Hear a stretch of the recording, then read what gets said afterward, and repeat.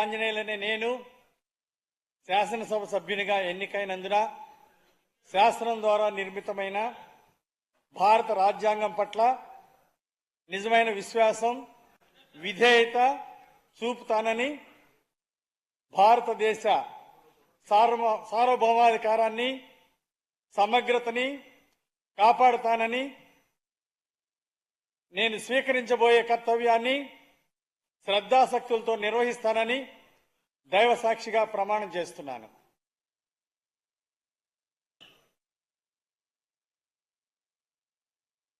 ఆంధ్రప్రదేశ్ శాసనసభ సభ్యుడైన జీవి ఆంజనేయులనే నేను సభా నియమాలను కట్టుబడి ఉంటానని, వాటిని అనుసరిస్తానని, సభా మర్యాదలను పాటిస్తానని, సాంప్రదాయాలను గౌరవిస్తానని దైవ సాక్షిగా ప్రమాణం చేస్తున్నాను.